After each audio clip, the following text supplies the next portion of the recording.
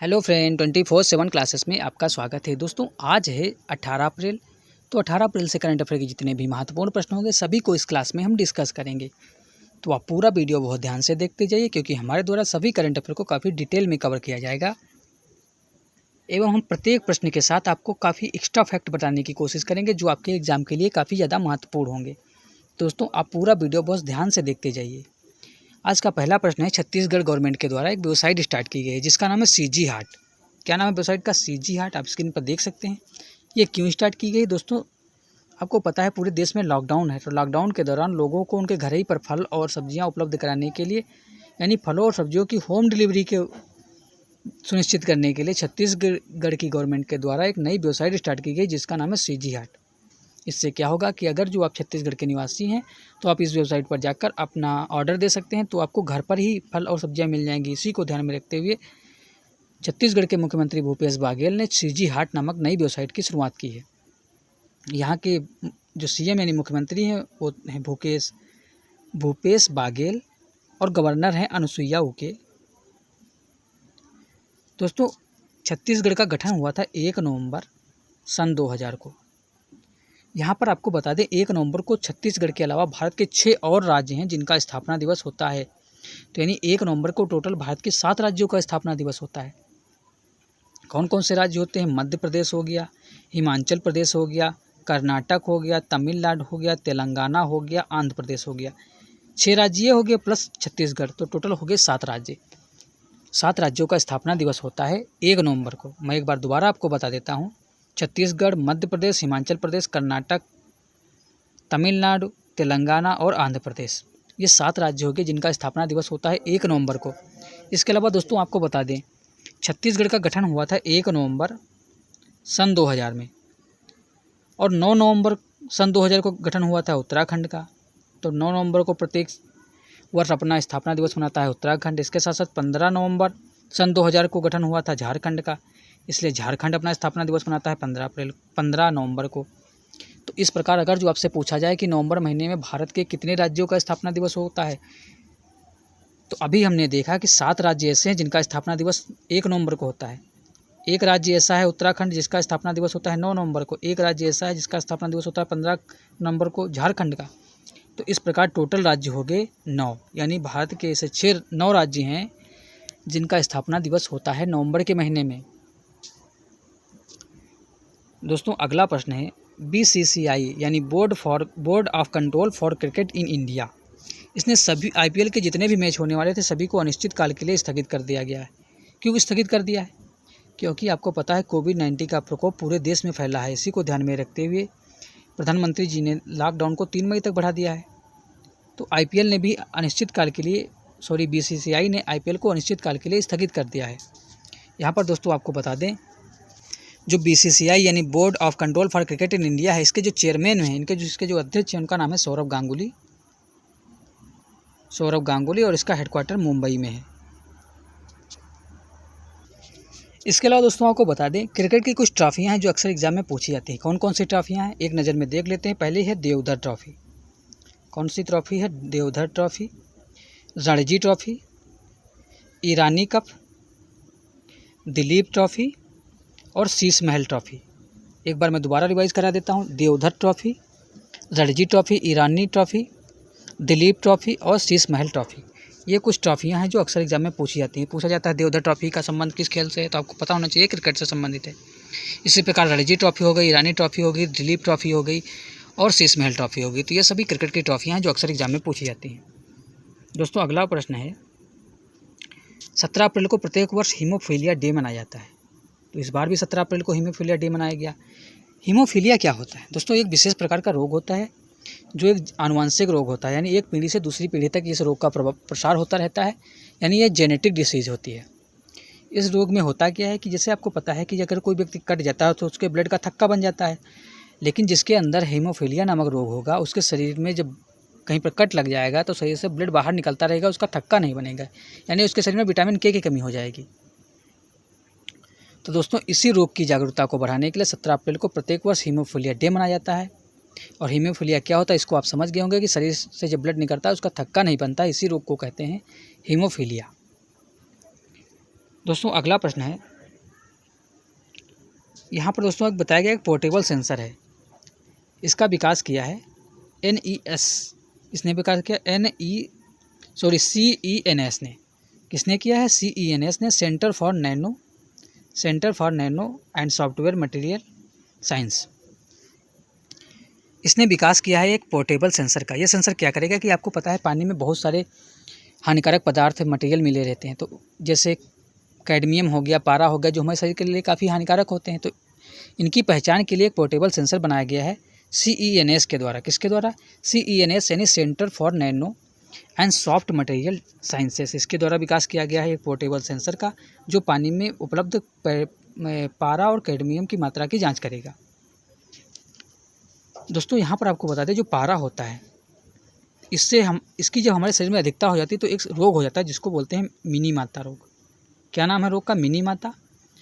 और कैडमियम जब हमारे शरीर में अधिक मात्रा में पहुँच जाता है तो एक रोग हो जाता है हड्डियों में इटाई नाम का, हड्डियाँ कटकटाहट की आवाज़ आने लगती है, इटाई नामक रोग हो जाता है। तो पारा से होता है मिनी माता और कैडमियम से होता है इटाई। ये एग्जाम में बहुत बार क्वेश्चन आ चुका है कि कैडमियम से कौन सा रोग होता है। तो दोस्तों कैडमियम से इटाई नामक रोग हो जाता है, जिससे हड्डियाँ कमज़ोर हो जाती हैं। तो इन्हीं को ध्यान में रखते हुए CENS के द्वारा विकास किया गया है एक पोर्टेबल सेंसर का। दोस्तों अगला प्रश्न है जो BSNL के चेयरमैन है, आपको पता है वर्तमान में BSNL के चेयरमैन है PK पुरवार। तो इनको MTNL यानी महानगर टेलीफोन निगम लिमिटेड का जो चेयरमैन है उसका अतिरिक्त प्रभार दिया गया है, यानी अब ये BSNL और MTNL के दोनों के MDN चेयरमैन हो गए हैं। कौन? PK पुरवार। यहाँ पर दोस्तों आपको बता दें, जो BSNL है इसकी स्थापना हुई थी सन 2000 में और इसका हेडक्वार्टर नई दिल्ली में है। कहाँ पे हेडक्वार्टर? नई दिल्ली में। इसके साथ साथ दोस्तों MTNL BSNL का बड़ा भाई है, क्योंकि इसकी स्थापना हुई थी 1986 में, काफ़ी दिन पहले हो गई थी, तो MTNL BSNL का बड़ा भाई हो गया। इन दोनों के जो चेयरमैन बनाए गए हैं वो हैं PK पुरवार। दोस्तों आपको पता है हागजो चाइना का एक शहर है, हागजो। क्या नाम है शहर का? नाम हागजो। तो यहाँ पर सन 2022 में यानी अब से 2 साल बाद पैरा ओलंपिक खेल होने वाले हैं, और एशियाई पैरा ओलंपिक और एशियाई खेल दोनों होने वाले हैं। यानी जो एशियाई खेलों का जो पैरा गेम होने वाला है और नॉर्मल जो एशियाई खेल होते हैं, दोनों का आयोजन सन 2022 में हांगजो शहर चाइना में होने वाला है। तो इसके लिए मस्कट जारी किया गया है, मस्कट यानी शुभांकर जारी किया गया है। तो जो पैरा ओलंपिक के लिए मस्कट जारी किया गया है वो आप चित्र में देख सकते हैं, एक चिड़िया है, एक पक्षी है जिसका नाम है फेई फे। तो ये है पैरा ओलंपिक गेम का मस्कट यानी शुभांकर। इसके अलावा जो हमारे एशियाई गेम होने वाले हैं हांगजो चाइना में, उसका जो मस्कट रखा गया उसमें 3 मस्कट रखे गए हैं। 3 क्या है? 3 रोबोट हैं जिसको स्मार्ट ट्रिपलेट्स कहा गया है। क्या कहा गया है? Smart triplets. इन तीनों रोबोट का नाम क्या है? पहले का नाम है कांग कांग। क्या नाम है? Kang Kang. दूसरे का नाम है लियान लियान। क्या नाम है? Lian Lian. और तीसरे का नाम है चेन चेन। मैं आपको लिख के बता देता हूँ दोबारा। जो पहला वाला रोबोट है उसका नाम रखा गया है कॉन्ग कॉन्ग, और जो दूसरा वाला है इसका नाम रखा गया है लियान लियान। तीसरा वाला है इसका रखा गया है नाम चेन चेन। क्या नाम है? Chain chain. ये 3 हैं। ये एशियाई जो खेल होने वाला है सन 2022 में हांगजो चाइना में, तो उसका शुभांकर है। जबकि पैरा ओलंपिक का जो शुभांकर रखा गया वो एक पक्षी है जिसका नाम है फेई फे। दोस्तों बात चल रही है चाइना की, तो यहाँ पर आपको बता दें चीन की जो मुद्रा है यानी यहाँ पर जो करेंसी चलती है उसका नाम है युआन। यहाँ के जो राष्ट्रपति हैं उनका नाम है शी जिनपिंग। इसके अलावा यहाँ की जो कैपिटल है बीजिंग। क्या है चाइना की कैपिटल? बीजिंग। इसके अलावा चाइना के एक शहर है वुहान शहर, यहीं से कोरोना वायरस की शुरुआत हुई है, यानी एपी सेंटर रहा वुहान शहर का। वुहान शहर जो था वो कोरोना का एपी सेंटर रहा, यानी केंद्र बिंदु रहा। अगले पॉइंट की ओर चलते हैं दोस्तों। अगला पॉइंट है एक महिला है जिनका नाम है उर्सुला पामड्रिया। क्या नाम है? उर्सुला पामड्रिया। इनको इंटरनेशनल वेट लिफ्टिंग फेडरेशन का नया कार्यवाहक चुना गया है। किसको? उर्सुला पामड्रिया को। क्यों चुना गया है? क्योंकि एक व्यक्ति हैं जिनका नाम है तमस। क्या नाम है? तमस अजान। ये पहले चेयरमैन थे इंटरनेशनल वेट लिफ्टिंग फेडरेशन के, लेकिन इन्होंने इस्तीफा दे दिया है क्योंकि इन पर भ्रष्टाचार का आरोप लगाया गया। तो इसीलिए अब कार्यवाहक अध्यक्ष बनाया गया है उर्सुला पामड्रिया को। किसको बनाया गया? उर्सुला पामड्रिया को। आप ऊपर स्क्रीन पर लिखा देख सकते हैं। तो ये अब नई होगी इंटरनेशनल वेट लिफ्टिंग फेडरेशन की कार्यवाहक चेयरमैन। इससे पहले थे, मैंने बताया, तमस अजान, जिन्होंने इस्तीफा दे दिया क्योंकि इन पर भ्रष्टाचार का आरोप लगाया गया था। यहाँ पर दोस्तों आपको बता दें, भारत की कुछ वेट लिफ्टर खिलाड़ियाँ हैं जिनका नाम अक्सर एग्जाम में पूछा जाता है। उनके शहर का नाम पूछा जाता है या फिर उनके राज्य का नाम पूछा जाता है। तो यहाँ पर आपको बता दें, पहली तो हो गई मीराबाई चानू जो मणिपुर से हैं। दूसरी हो गई MC मैरी कॉम, 6 बार की विश्व चैंपियन MC मैरी कॉम जो 48 कैटेगरी के लिए खेलती हैं। दोनों खिलाड़ी मणिपुर की खिलाड़ियाँ हैं, यानी वेट लिफ्टर है मणिपुर की। दोस्तों अगला पॉइंट है, एक RBI ने एक बैंक है जिसका नाम है Mapusa urban cooperative bank of Goa, यानी गोवा का एक बैंक है जिसका नाम है मापुसा अर्बन कोऑपरेटिव बैंक। तो इस पर RBI ने इसका लाइसेंस कैंसिल कर दिया है। क्यों लाइसेंस कैंसिल कर दिया है? दोस्तों जब RBI को लगता है कि कोई बैंक RBI के द्वारा यानी रिजर्व बैंक ऑफ इंडिया के द्वारा बनाए गए नियमों का पालन नहीं कर रहा है, तो RBI क्या करता है, उसके लाइसेंस को कैंसिल कर देता है या उस पर कोई पेनल्टी लगा देता है। या फिर RBI को लग जाए कि बैंक के पास पर्याप्त पूंजी नहीं है तो उसका लाइसेंस कैंसिल कर दिया जाता है। तो दोस्तों एक बैंक है Mapusa urban cooperative bank of Goa, Goa का बैंक है, इसका लाइसेंस RBI ने अभी हाल ही में कैंसिल कर दिया है। दोस्तों यहाँ पर बता दें, RBI के जो वर्तमान में गवर्नर हैं वो 25वें गवर्नर हैं, उनका नाम है शक्तिकांत दास। इसके अलावा जो 23वें गवर्नर थे उनका नाम था रघुराम राजन, आपने नाम सुना होगा रघुराम राजन का, वो 23वें गवर्नर थे। इनको IMF यानी इंटरनेशनल मॉनेटरी फंड IMF इसकी एक बाहरी समूह की सलाहकार समिति बनी है, उसमें रघुराम राजन को जगह दी गई है। तो ये काफ़ी ज़्यादा चर्चा में रहे। ये 23वें गवर्नर भारत के RBI reserve bank of India के 23वें गवर्नर थे और 25वें हैं शक्तिकांत दास जो वर्तमान में रिजर्व बैंक ऑफ इंडिया के गवर्नर हैं। यहाँ पर दोस्तों आपको बता दें, जो रिजर्व बैंक ऑफ इंडिया यानी RBI है, इसकी स्थापना हुई थी 1 अप्रैल 1935 को। कब हुई थी? 1 अप्रैल 1935 को। इसके अलावा दोस्तों RBI की जब स्थापना हुई थी तब इसका हेडक्वार्टर कोलकाता में था, लेकिन वर्तमान में इसका हेडक्वार्टर मुंबई में शिफ्ट कर दिया गया है। RBI ने दोस्तों घोषणा की थी कि अगर जो कोई व्यक्ति पेमेंट बैंक खोलना चाहता है तो उसके पास स्टार्टिंग पूंजी कम से कम 100 करोड़ होनी चाहिए। यानी कोई व्यक्ति अगर जो पेमेंट बैंक खोलना चाहता है तो उसके पास कम से कम 100 करोड़ तो होने ही चाहिए। और पेमेंट बैंक में डिपॉजिट की सीमा अधिकतम कितनी है? 1 लाख रुपये, ऐसा कहा है RBI ने। डिपॉजिट की सीमा क्या होती है कि जैसे आप मैक्सिमम कितना रुपये किसी पेमेंट बैंक में रख सकते हैं। जैसे एयरटेल पेमेंट बैंक आपने सुना होगा, पेटीएम पेमेंट बैंक सुना होगा, तो आप उसमें ज़्यादा से ज़्यादा कितना पैसा रख सकते हैं? उसमें मैक्सिमम आप 1 लाख रुपये रख सकते हैं। और अगर जो आप पेमेंट बैंक खोलना चाहते हैं तो आपके पास 100 करोड़ रुपया हो तभी आप इसके लिए अप्लाई कर सकते हैं। तो ऐसा कहा है RBI ने। इसके अलावा दोस्तों RBI की एक कमेटी है जो डिजिटल पेमेंट को बढ़ाने के लिए बनाई गई थी, जिसका नाम था नंदन नीलेकणी समिति, जो काफ़ी बार एग्जाम में पूछी जा चुकी है कि नंदन नीलेकणी समिति का संबंध किस क्षेत्र से है। तो दोस्तों डिजिटल भुगतान को बढ़ाने के लिए इस समिति का गठन किया गया था। इसके अलावा डिजिटल भुगतान को बढ़ाने के लिए RBI का एक अभियान भी चल रहा है जिसका नाम है ट्विटर अभियान। इसके अलावा एक बैंक है जन स्मॉल फाइनेंस बैंक, जिसने एक अभियान चालू किया है डिजिटल भुगतान को बढ़ाने के लिए, उसका नाम है डिजीजन। यानी डिजीजन जो नाम का अभियान चल रहा है डिजिटल पेमेंट को बढ़ाने के लिए वो है जन स्मॉल फाइनेंस बैंक का, लेकिन ट्विटर अभियान चल रहा है वो है RBI का। और नंदन नीलेकणी जो समिति बनाई गई थी वो डिजिटल पेमेंट को बढ़ाने के लिए, वो भी RBI ने बनाई थी। दोस्तों अगला पॉइंट है, भारत का एक कृषि अनुसंधान संस्थान नई दिल्ली में है जिसको कहते हैं पूसा कृषि अनुसंधान संस्थान या भारतीय कृषि अनुसंधान संस्थान। तो इसने दोस्तों एक सैनिटाइजिंग टनल बनाया है, इसका नाम रखा गया है Pusa detecting and sanitising tunnel. ये सैनिटाइजिंग टनल क्या करेगा कि एक विशेष प्रकार का रास्ता होगा, अगर जो कोई व्यक्ति इस रास्ते से गुजरता है और उसके शरीर पर कोई वायरस है तो 20 सेकंड में मात्र इसके शरीर के सभी वायरस खत्म हो जाएंगे। तो एक विशेष प्रकार का टनल है। इस टनल का मेन पर्पज़ है कि अगर जो कोई व्यक्ति इस टनल से गुजरे तो उसके शरीर के सभी वायरस खत्म हो जाएं मात्र 20 सेकंड में। तो दोस्तों इस प्रकार का टनल बनाया है भारतीय अनुसंधान संस्थान जो नई दिल्ली में है, भारतीय कृषि अनुसंधान संस्थान जो नई दिल्ली में है। इसके अलावा तेलंगाना ने भी ऐसा ही टनल बनाया था।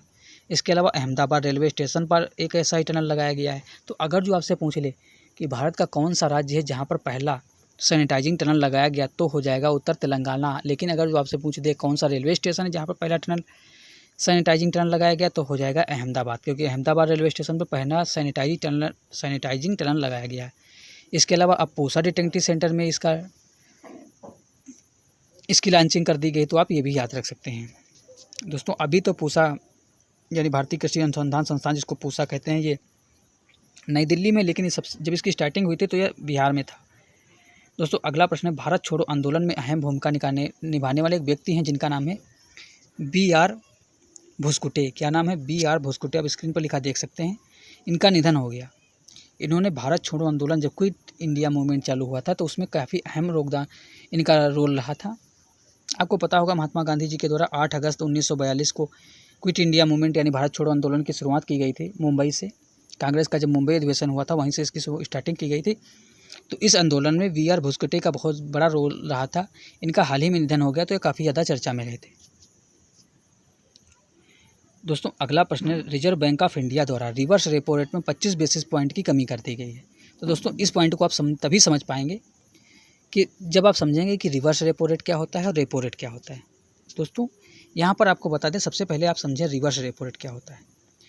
जब कोई बैंक RBI को पैसा देता है तो RBI क्या करता है, उस पैसे पे एक ब्याज देता है। तो उस ब्याज को कहते हैं रिवर्स रेपो रेट। कब देता है?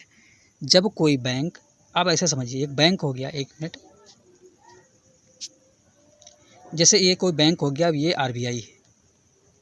तो अगर जो बैंक RBI के पास पैसा रखता है तो RBI क्या करता है, उसको उसकी जगह पे कुछ ब्याज देता है पैसे पे, तो उसको कहते हैं रिवर्स रेपो रेट। लेकिन अगर जो बैंक RBI से पैसा लेता है, बैंक क्या करे, RBI से पैसा ले और बैंक RBI को बैंक ब्याज दे, तो उसको बोलते हैं रेपो रेट। मैं एक बार दोबारा आपको समझा देता हूँ कि अगर जो RBI से कोई पैसा बैंक उधार लेता है तो क्या होता है, अगर जो बैंक क्या करे, RBI से पैसा उधार ले तो बैंक को RBI को ब्याज देना होगा, तो उसको कहेंगे रेपो रेट। लेकिन इसके उल्टा अगर जो RBI बैंकों से उधार ले तो RBI क्या करेगा, बैंकों को ब्याज देगा, तो उसको कहेंगे रिवर्स रेपो रेट। इसके अलावा एक पॉइंट और होता है CRR, कैश रिजर्व रेशियो। ये क्या होता है कि बैंकों, RBI का एक नियम है कि अगर जो कोई बैंक है तो उसको अपनी एक फिक्स धनराशि RBI के पास रखनी होगी, यानी रिजर्व बैंक ऑफ इंडिया के पास रखनी होगी। यह तय करता है रिजर्व बैंक ऑफ इंडिया, तो इसको बोलते हैं कैश रिजर्व रेशियो। तो आपको मैंने 3 पॉइंट बताए। सबसे पहले बताया रिजर्व रेपो रेट। इसके अलावा आपको बताया कि रेपो रेट क्या होता है, और इसके बाद बताया CRR यानी कैश रिजर्व रेशियो। मैं एक बार दोबारा रिवाइज कर देता हूँ। रिवर्स रेपो रेट क्या होता है, जब RBI बैंकों से पैसा लेता है और उल्टे में ब्याज देता है तो उसको बोलते हैं रिवर्स रेपो रेट। और जब बैंक RBI से पैसा लेता है और बैंक RBI को ब्याज देता है तो उसको बोलते हैं रेपो रेट। और CRR यानी कैश रिजर्व रेशियो क्या होता है, इसमें बैंकों के पास जो RBI होता है उसके पास बैंक एक फिक्स अमाउंट जमा कर देती हैं, तो उसको बोलते हैं CRR। तो इसमें अभी कुछ चेंजेस किए गए हैं, तो उसी पर बात की जा रही है।